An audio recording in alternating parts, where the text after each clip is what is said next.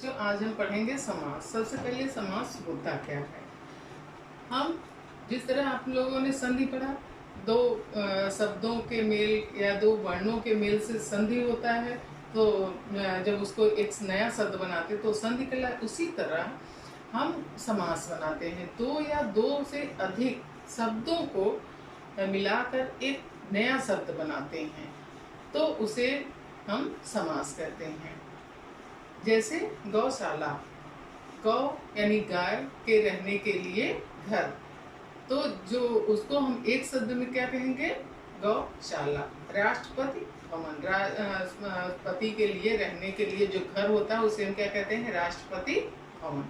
तो ये पूरे वाक्य को हम एक शब्द में कहते हैं, तो उसको हम क्या कहते हैं, समास। समास के 6 भेद होते हैं। तो सबसे पहले आता है अव्ययी भाव समास। अव्ययी भाव समास क्या होता है कि जिसका पहला पद मुख्य होता है, प्रधान होता है, और अव्यय का मतलब होता है जो बदले नहीं, वो वैसे का वैसा रहो, कभी खर्च ना हो।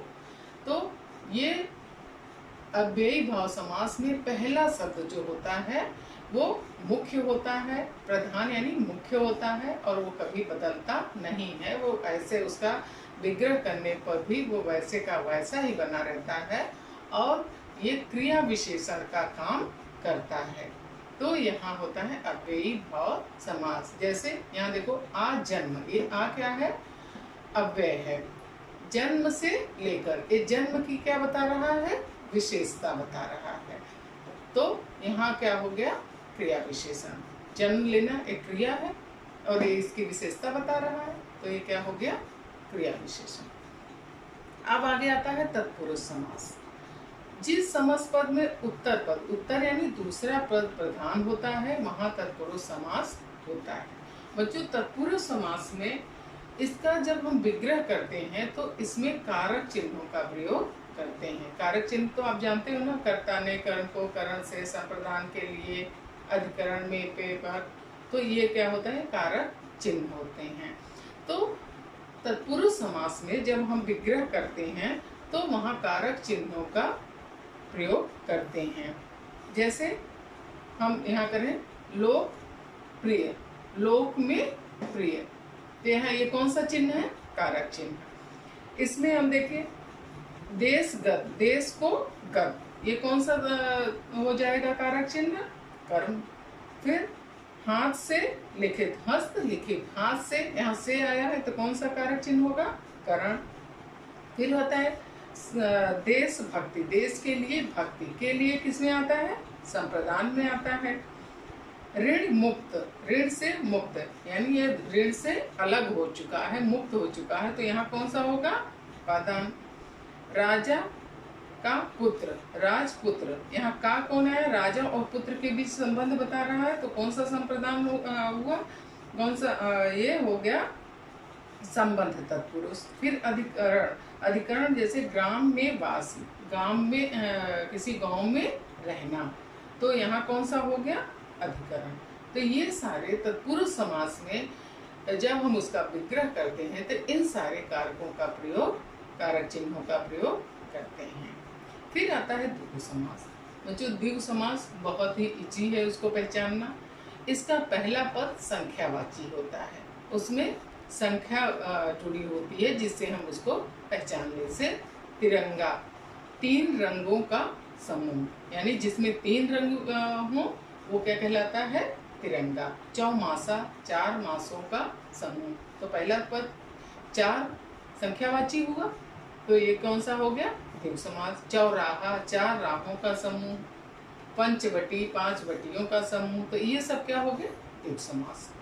अब आगे आता है द्वंद्व। द्वंद्व जैसे नाम से ही है कि द्वंद्व यानी लड़ाई, कि मैं बड़ा या तू, तो इसमें होता है जिस समास पद में दोनों ही पद प्रधान होते हैं, ना कोई छोटा ना कोई बड़ा, तो वहाँ द्वंद्व समास होता है। जैसे माता पिता, माता और पिता, तो यहाँ रात दिन, तो आपके लिए जितने महत्वपूर्ण रात है उतना दिन, जितने महत्वपूर्ण माता है वैसे ही पिता, कोई किसी से कम नहीं, इसलिए इसको हम द्वंद्व समास कहते हैं कि इसका दोनों ही पद महत्वपूर्ण होता है, समान होते हैं, कोई किसी से कम या ज्यादा नहीं होता है।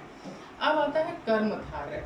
कर्मधारय, कर्म को धारण करने वाला। जिस समास में दोनों पद विशेषण विशेष से अथवा उपमेय उपमान से का संबंध होता है, वहां कर्मधारय समास होता है। ये तो इसकी परिभाषा है, लेकिन इसको समझेंगे कैसे। जैसे जैसे नील कमल, नीला है जो कमल, यानी ये कमल किससे पहचाना जा रहा है? अपने रंग से, वो कमल जो नीला है।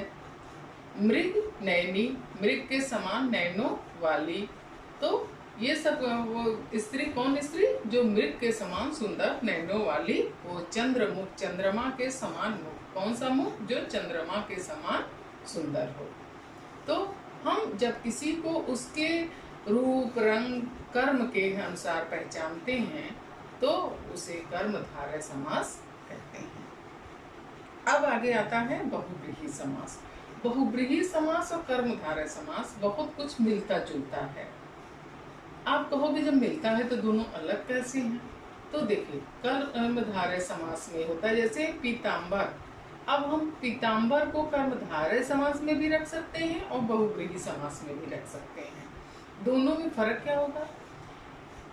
पीला है जो अंबर, या पीले वस्त्र, पीला अंबर अगर हम कर देंगे तो ये क्या हो जाएगा? इसका जब समास विग्रह करेंगे पीला अंबर, तो हाँ ये हो जाएगा कर्मधारय समास।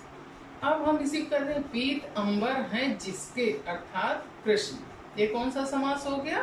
बहुव्रीहि समास। यानी इसमें हम विग्रह करने में किसी के बारे में बताते हैं, किसी की तरफ संकेत करते हैं, तब वहां हो जाता है बहुव्रीहि समास। जैसे दशानन, दस हैं आनंद जिसके, अर्थात ब्राह्मण। त्रिनेत्र, तीन है नेत्र जिसके, अर्थात शिव, तो ये हो जाएगा बहुव्रीहि समास।